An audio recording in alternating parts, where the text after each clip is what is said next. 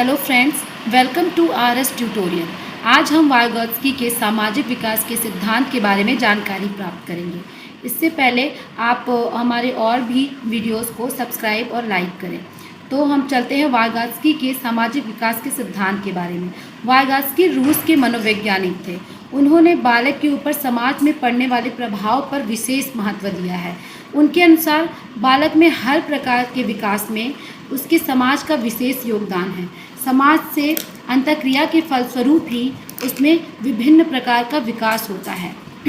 Vygotsky के अनुसार प्रारंभिक बाल्यकाल में ही बच्चा अपने कार्यों का नियोजन एवं समस्या समाधान में भाषा का औजार की तरह उपयोग करने लग जाता है। इसमें मेन पॉइंट जो है भाषा का औजार के रूप में इस्तेमाल करना। तो वाइगोत्स्की जी ने बालक के प्रारंभिक बाल्यावस्था में ही भाषा के महत्व के बारे में प्रकाश डाला है। अब इनके बहुत ही पॉपुलर टॉपिक को जानेंगे जिसको हम जेड-पीडी कहते हैं। Z-PD stands for zone of proximal development, जिसको हिंदी में संभावित विकास का क्षेत्र कहते हैं। प्रॉक्सिमल का मतलब होता है पोटेंशियल, जिसका हिंदी में अर्थ है क्षमता। तो इसको हम एक उदाहरण के माध्यम से समझेंगे। मान लीजिए हमारे पास कक्षा 8वीं के 2 छात्र हैं। दोनों का हमने इस महीने टेस्ट दिया। टेस्ट में उनके अंकों को नोट कर लिया। फिर 1 महीने के बाद एक बालक को जो है हम कोई भी बाहर से सपोर्ट नहीं देंगे, कोई भी सुझाव नहीं देंगे, और दूसरे बालक को हम अलग से एक्सटर्नल सपोर्ट देंगे, उसको उसके लर्निंग में सहयोग देंगे। फिर 1 महीने बाद जब उन दोनों ही बालकों का टेस्ट लेंगे तो हम देखेंगे जिस बच्चों को हमने कोई भी सहयोग नहीं दिया है उसके अंक जिस बच्चे को हमने सहयोग दिया उससे काफ़ी कम आए हैं। तो इस प्रकार हम जेड-पीडी को परिभाषित कर सकते हैं कि यह उस अंतर को परिभाषित करता है जो कि बच्चे द्वारा बिना किसी सहायता के निष्पादन तथा किसी वयस्क या अधिक कुशल साथी की मदद से लिए गए निष्पादन में होता है। अर्थात बच्चा जो कर रहा है तथा जो करने की उसकी क्षमता है उसके बीच का क्षेत्र ही जेड-पीडी कहलाता है।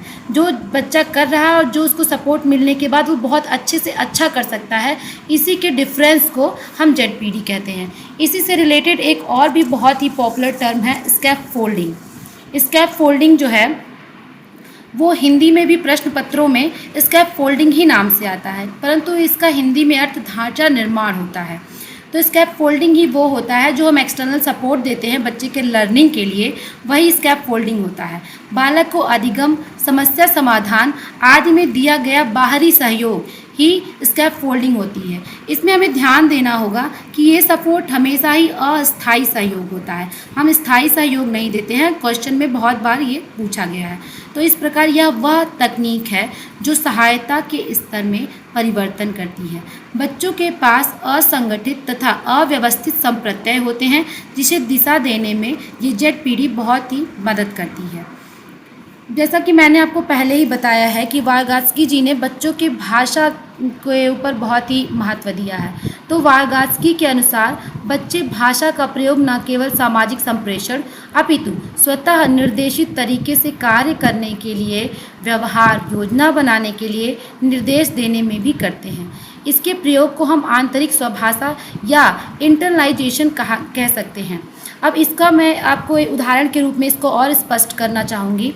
अगर बच्चा कुछ भी सीखता है घर में, बालक पहले बोलना खुद स्कूल में जाकर नहीं सीखता, वो अपने परिवार से, अपने माता पिता से उनको देखते देखते उसको एडॉप्ट करना सीख लेता है भाषा को और बोलना प्रारंभ कर देता है। तो इसी को हम आंतरिक स्वभाषा या इंटरनलाइजेशन कह सकते हैं। पियाजे ने निजी भाषा को आत्मकेंद्रित व अपरिपक्व माना है, परंतु वाइगोत्स्की के अनुसार आरंभिक बाल्यावस्था में यह बालक के विचारों का एक महत्वपूर्ण साधन है। वाइगोत्स्की जी ने बच्चों में भाषा को आरंभिक बाल्यावस्था में ही बहुत इम्पोर्टेंस दिया है। तो आज की क्लास के लिए सिर्फ इतना ही। हमारे इस वीडियो को अधिक से अधिक शेयर करें और हमारे चैनल को सब्सक्राइब करें। Thank you.